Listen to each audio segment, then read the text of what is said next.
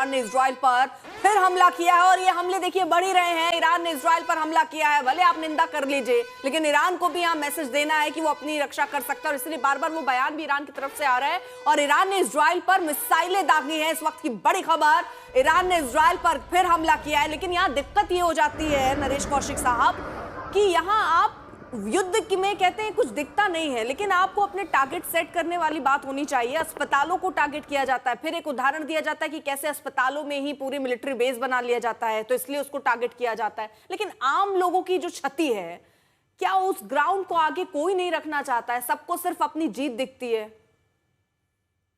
देखिए अर्पिता, आपने देखा होगा गाजा में जिस तरह से इजराइल ने नरसंहार किया है और जिस तरह से तबाही मचाई है, उसमें तो बहुत सारे अस्पताल, वहां तो कोई, गाजा में तो कोई बड़ा अस्पताल बचा ही नहीं। जो भी वहां अस्पताल थे वहां पर हमले हुए और उसके उसके लिए ये बताया गया, और हो सकता है कुछ इसमें सच्चाई भी हो, कि हमास के लोग वहां उन अस्पतालों के बेस बना रहे थे, उसके तहखाने में छुप के अपने आप को तैयार कर रहे थे और इजराइल पर हमले की तैयारी कर रहे थे।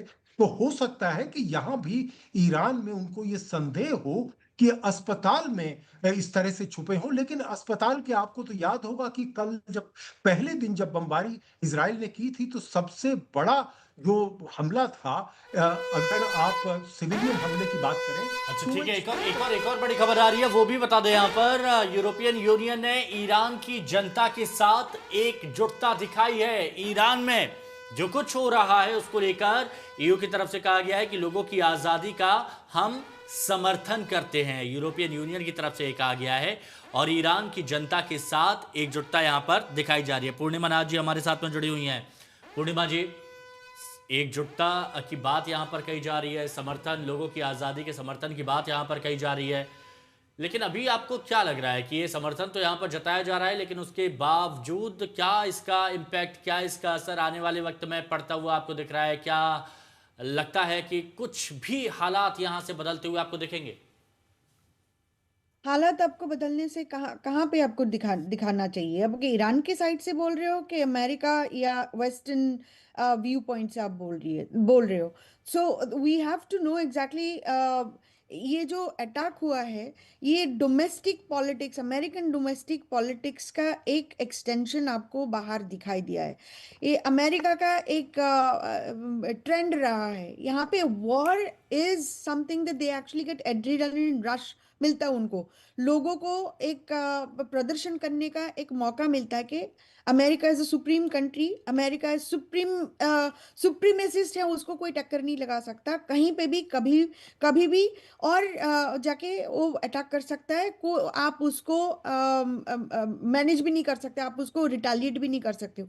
ईरान की जो सिचुएशन है, उनको पता था ईरान रिटालिएट करेंगे, लेकिन इनको इतना नहीं पता था कि इवन आईआरजीसी भी इंटैक्ट रहेगा और खमेनी का जो आयतुल्ला का जो लाइन है वो भी इंटैक्ट रहेगा। इनका ये पता ही नहीं था।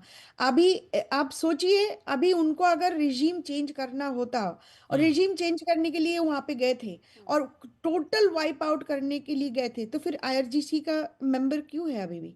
अब तो फिर वहाँ आयतुल्ला फिर से कैसे आ गए? ये this is a bigger game in long term game, in it is a long term war, जिसमें ये पॉलिटिकल गेम खेला जाएगा। नहीं, लेकिन इजराइल की तरफ से कहा जा रहा है कि अभी हम रुके नहीं, अभी हम और ज्यादा करेंगे, और दबाव बनाएंगे, और ज्यादा प्रेशर करेंगे, और ज्यादा हमले करेंगे। अमेरिका को करने दीजिए ना। The point, my point is very simple, who is America to do it? आपने ये क्वेश्चन पूछा है कभी? मैं तो अमेरिका में बैठ के ये क्वेश्चन पूछ रही हूँ, मुझे कब उड़ा देंगे मुझे नहीं पता, but I have to tell you this is the truth. Nobody is asking, not a single senator, not a single representative, not a single elected politician. जब आप ये बात बोल रही थी तो रोहित हमारे सहयोगी जो हमारे साथ में बने हुए वो भी रिएक्शन दे रहे, तो उन पर भी जाएंगे। लेकिन एक और बड़ी खबर आ रही है, इजरायली सेना तेहरान में कोहराम मचाते हुए दिख रही है। इजरायली सेना ने हमले का एक और वीडियो जारी किया है, जो इजराइल की तरफ से जोरदार हमले ईरान पर किए जा रहे हैं, उसका वीडियो अब इजराइल की तरफ से जारी किया गया है और वो वीडियो इस वक्त हम आपको दिखा रहे हैं। ये वीडियो आप देखिए कि कैसे धमाके यहां पर किए जा रहे हैं, और ये वीडियो जारी करके इजराइल बताने की कोशिश कर रहा है कि हम काफी आगे हैं। ये इजराइल कोशिश कर रहा है। और ये आमतौर पर होता है, जब युद्ध होता है तो एक दूसरे पर दबाव बनाने के लिए इस तरह की वीडियो जारी भी किए जाते हैं, ताकि हम ये बताने की कोशिश कर सके कि हम इस युद्ध में कितना आगे हैं। प्रणय, ये जो वीडियो जारी किए गए हैं, इससे एक दबाव बनाने की कोशिश? देखिए, ये इंफॉर्मेशन वॉरफेयर का हिस्सा है। ये विजुअल एविडेंस देकर आप ये बताने की कोशिश करें, क्योंकि कहीं ना कहीं सोशल मीडिया के इस दौर में बहुत सारे लोग एक्सेस कर रहे हैं। ईरान के अंदर भी लोग एक्सेस करने की कोशिश करेंगे कि आखिर चल क्या रहा है, क्योंकि सरकारी इंफॉर्मेशन काफी कंट्रोल होती है। ऐसे में ईरान की कोशिश होगी कि ये इंफॉर्मेशन पेनिट्रेट करवाई जाए, बताई जाए, ये दिखाने की कोशिश की जाए कि उसने कंप्लीट एयर डोमिनेशन ईरान के एयर स्पेस पे स्थापित कर लिया है। वो जब चाह रहे हैं, जहां चाह रहे हैं, वह वार कर पा रहे हैं। ये मनोबल तोड़ने की भी एक कोशिश है। एक तरफ ईरान जब ये कह रहा है कि हम आखिरी दम तक लड़ेंगे, आखिरी हथियार तक लड़ेंगे, हमें झुकाना इतना आसान नहीं है, वहीं दूसरी तरफ इजराइल की तरफ से ये दिखाने की कोशिश कि आप रोकना और पलटवार करना तो छोड़िए, आप अपना एयर डिफेंस वहां पर नहीं कर पा रहे हैं। हम जब चाह रहे हैं, जहां चाह रहे हैं, हिट कर पा रहे हैं और हम ऐसा करते रहेंगे। ठीक है। और मैं यहाँ पूर्णिमा जी जिस बात को कह रही थी उसको जरा आगे बढ़ाते हुए, पूर्णिमा जी आप ये कह रही हैं कि ये अमेरिका कुछ भी कर देता और कोई सवाल नहीं उठा रहा, आप उस पर सवाल उठा रही, लेकिन मुझे ये बताइए कि एक तरफ आर्थिक मंदी का दौर हम अमेरिका में देख रहे हैं और उसके बावजूद ये हमला, क्या इसको इन 3 पॉइंट से मैं सही समझ रही हूँ? क्योंकि इतिहास गवाह है कि जब भी आर्थिक मंदी के दौर से अमेरिका गुजरता है तो आप एक बड़ा दुश्मन खड़ा कर दीजिए। आपके लिए ध्यान भटकाना एक मुद्दा है, रक्षा उद्योग आपके लिए, और क्या तेल नियंत्रण एक मुख्य मामला माना जाए कि अपने एक पपेट को बैठा दीजिए और पूरा नियंत्रण अपने हाथ पर ले लीजिए, उससे आपकी जो आर्थिक स्थिति, मंदी का दौर जो चल रहा है वो भी सुधर जाएगा? सारे जो आपने पॉइंट उठाए, मुद्दा सब कनेक्टेड है। डोनाल्ड ट्रंप के यहाँ पे गिरती हुई poll number is a one of the issue. और आपने देखा होगा 2011 से 2013 तक डोनाल्ड ट्रंप ने बराक ओबामा और ईरान के ऊपर काफी सारी टिप्पणी की है। एक स्पेसिफिक टिप्पणी उन्होंने ये किया था कि Barack Obama is going to attack on Iran to win an election. आज जो डोनाल्ड ट्रंप ने किया है, this is exactly what he has done. उनका जो एजेंडा है इलेक्शन विन करने का है। मिड टर्म जो 2016 का है ये नवंबर में, he was going to lose. Rohit, जैसा मैम कह रही हैं, क्या वाकई ऐसा है इस ये सब करके क्या वो अपने ऑडियंस को खुश कर पाएंगे? क्या वो चुनाव के लिए अगर ये कर रहे हैं तो जीत पाएंगे?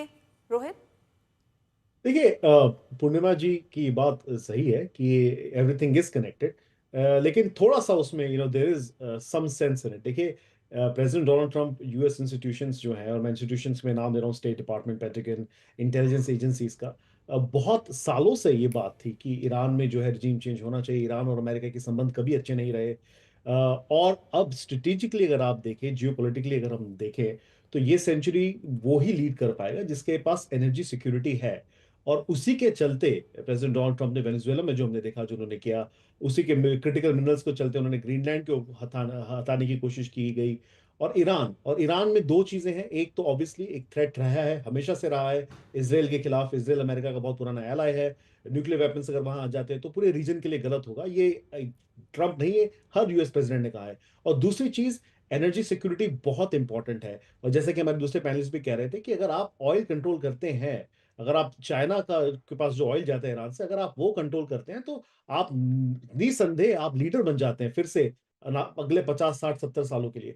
तो मुझे लगता है कि ये सारी चीजें हैं। शॉर्ट टर्म गेन, देखिए मिड टर्म्स हारे जीते वो तो इट्स फाइन, बट मुझे लगता है कि जो यूएस इंस्टीट्यूशंस है वो एक रियल थ्रेट मान के चल रही है, और उसी को अपनी जो सुप्रीमेसी है उसको बढ़ाने के लिए हम ये चीजें देख रहे हैं कि जो वेनेजुएला में अमेरिका ने कभी कुछ नहीं किया वो कर दिया लास्ट ईयर दिसंबर में, अब ईरान। तो I think that there is more reasons to just domestic politics. Doctor Dheeraj Kaul भी हमारे साथ में है। डॉक्टर धीरज कौल, आप भी इस बात को मानते हैं जो रोहित कह रहे थे, जो पूर्णिमा जी कह रही थी, कि जगह जगह जहां पर भी अस्थिरता का माहौल इस वक्त हम देख रहे हैं, वो कहीं ना कहीं उसके तार जुड़ते हैं डोनाल्ड ट्रंप से? देखिए, मैं एक कमेंट करना चाहूँगा कि आई फॉलो मैक्रो इकोनॉमिक्स और आई जी, कंसल्ट फॉर दैट। तो मैं उस एरिया से इसको आपके लास्ट पैनलिस्ट की बात को 100% एग्री करता हूँ। AI, artificial intelligence, health care interface is my area. और उसके अंदर हम वर्ल्ड नेक्स्ट 5 to 10 ईयर्स जो कंट्री पावर, चीप पावर, जो कि कोई भी सोर्स हो सकती है, स्मॉल मॉड्यूलर रिएक्टर्स हो सकते हैं, फॉसिल फ्यूल हो सकता है, कुछ हद तक सोलर, अभी भी 70 से 80% एआई की नीड्स फॉसिल फ्यूल कंट्रोल कर रहा है। तो पावर के लिए हमें फॉसिल फ्यूल की जरूरत है। वेनेजुएला खुल चुका है, इट्स अ हार्ड ऑयल, उसकी रिफाइनिंग से भारत को भी फायदा मिलेगा। लेकिन ईरान की जियोपॉलिटिकल लोकेशन और ईरान के साथ जो अभी हो रहा है, क्या उसमें ऑयल का कोई इन्वॉल्वमेंट है? Absolutely yes. अगर आप उससे मना करते हैं तो शायद इकोनॉमी आप नहीं समझ पा रहे हैं। लेकिन हैविंग सेड दैट, मुझे जो दिख रहा है इस टाइम, अगर आपका जो इनिशियल क्वेश्चन था, जो यूएस के ऑब्जेक्टिव्स क्या थे ऑन पेपर, वो ये थे कि एक तो ईरान की जो मिसाइल इंडस्ट्री है उसको बिल्कुल तबाह कर देना, न्यूक्लियर एनरिचमेंट की कैपेबिलिटीज को डिस्ट्रॉय करना, और तीसरा जो मेंशन था कि हम नहीं चाहते कि ईरान के पास कोई स्ट्रांग नेवी रहे। तो वो तीन के ऊपर डेफिनेटली अटैक्स किए जा रहे हैं, और उनकी जो अभी भी मुझे लगता है काफी डेप्थ है लीडरशिप की, जो जो कि आपके कुछ पैनलिस्ट पहले बता रहे थे रिप्लेस हो रहे हैं। मैं बहुत लोगों से जुड़ा हूं जो ईरान ओरिजिन के हैं, और कई महीनों से हम इस पे टीवी शोज कर रहे हैं, और उनके अंदर बहुत रिजेंटमेंट है। हम लोग सब एक फैक्टर मिस कर रहे हैं। जो यूथ है ईरान का, जेनजी है, मिलेनियल्स है, उन्होंने बहुत प्रोटेस्ट किए। 5 से 8 हजार लोगों की मृत्यु, 32 हजार लोगों का अरेस्ट, जो कि अभी टॉर्चर्ड किए जा रहे हैं, वो भी है। और ग्राउंड पे सोशल मीडिया जो कि कतार से ऑपरेट होता है, सऊदी से ऑपरेट होता है, वो मत भूलिए, वहां पे बहुत बड़ी मात्रा में ऐसे लोग हैं जो कि इसको फ्यूल कर रहे हैं।